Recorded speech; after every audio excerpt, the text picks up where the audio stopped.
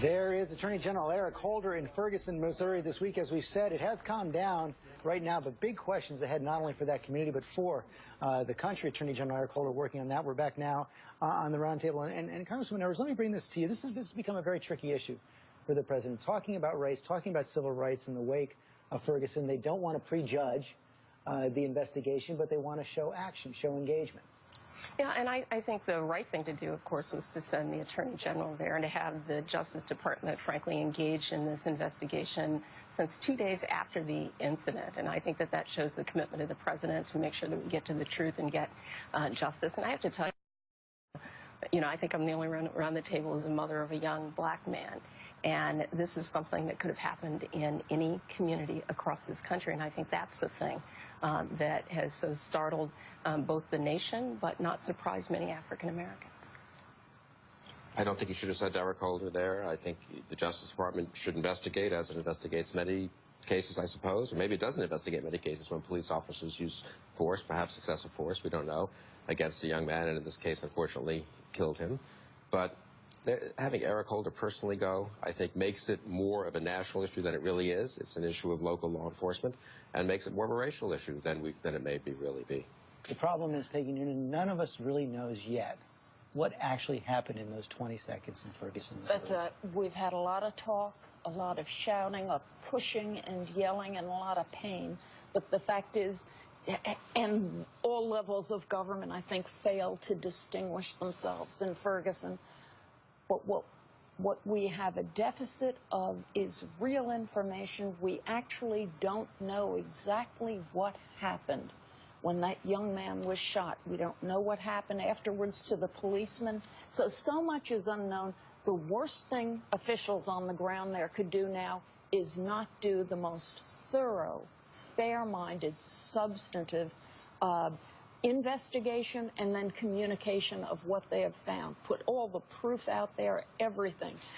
It would be terrible if they don't do that. I can't believe they'd be that stupid. So I expect they will report what happened. And David, this could take some time. I think the prosecutors are saying it could take until October, and clearly the civil rights investigation would have to wait until that was completed. I would think so, yeah, and I think the point is there's two investigations going on right now. I agree with Peggy. It's not just that those are thorough, there has to be more transparency. There was little transparency in the days after that, and I think that added to the tumult down there. Things have settled down now, but I think everyone ought to just step back now and wait for the facts and law enforcement to do their job. Okay, I want to turn to another issue this week, and has some legal and political implications. Texas Governor Rick Perry, of course, facing that indictment, was arraigned this week, went straight from that to New Hampshire. And there does seem to be, Bill Kristol, I know you spoke with him as well this week, some sense now, and open to debate, that this might actually be helping his potential run for president, getting indicted. Well, the indictment seems ridiculous. The two statutes under which he was indicted were really to go after bribery of public officials. There's nothing like this. This is a routine threat to veto an appropriation for a part of Texas government that he thought was being run badly, and it's a standard thing that governors do. And sure, he went ahead and vetoed this particular appropriation, as Texas governors and other governors have vetoed a million different appropriations. So I think it's a ridiculous legal proceeding. I saw him Thursday in Washington. He seemed cheerful, and he gave a very good speech, actually, in which he really discussed foreign policy, in my view, intelligently and forcefully.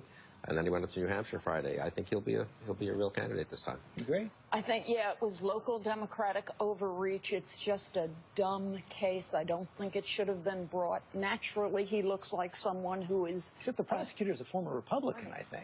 That may be, but when you look at this case, it just looks crazy. Everything that Perry is accused of doing, he apparently did publicly. He said, oh my gosh, this woman should step down. She was in an embarrassing escapade. She won't step down. He says, I'm going to veto the appropriation. This is not backroom, dirty, nasty dealing. This is politics, as it is normally played.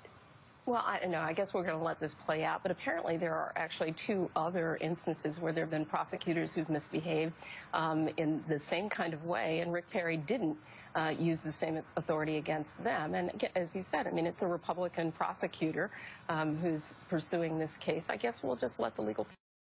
Rick Perry will run for president.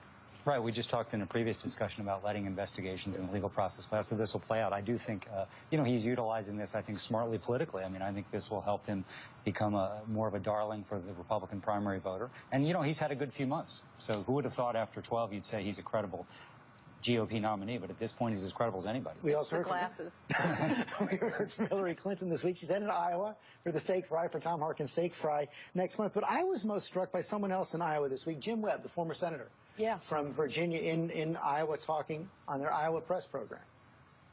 I think we ought to have more Democrats coming out here. We need to stimulate the debate about where the country is.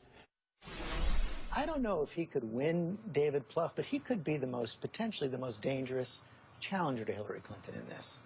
Well, she would, if she runs, and she's got to make that decision, she'll be the strongest non-incumbent candidate we've ever seen in the history of American politics, certainly in the modern primary system. So I think there's very little room, but, there will be one or two people emerge. And it's smart to go to Iowa. I think it's Tom Harkin's last steak fry, my former boss. You've got to go there. And Iowa's not only the first contest in the primary, it's a battleground state. And, my guess is whoever wins Iowa has a 75–80% chance to be the next president. As President Obama showed. I like Jim Webb. I mean, I voted against him in 2006 in Virginia as a Republican, but he wrote a cover story for the Weekly Standard in 1997. It would be great to have a Weekly Standard contributor running in the Democratic primary. I should still help him a lot in the Democratic. No, but he is an impressive guy, and you know what? To the degree that foreign policy and military policy is front and center, which I think it will be in 2016, and to the degree to which Secretary of State Clinton can be hurt by having been part of that administration for 4 years that's gotten us into this mess, I think Jim Webb would be an interesting candidate. I think he'd have a lot of appeal, potentially, for the reasons Bill mentions, but also because his experience is very broad, very interesting, has some Republicans, some Democrat. It's really an interesting thing. Accomplished and yet inarguably clean. That can be powerful. Your Governor Martin O'Malley also taking a look, and it puts you in a difficult spot? Well, no, it doesn't put me in a difficult spot at all. Let me talk about Jim Webb. I mean, I think Jim Webb has a really strong sense of social justice, and that in addition to his military experience. And he was one of the first to raise this issue of increased sentencing and disproportionate sentencing and things in the Senate. And I think it would be interesting to hear from him during this debate. But, I'm probably for the other woman in the race. Okay, we'll see what happens with that. Thank you.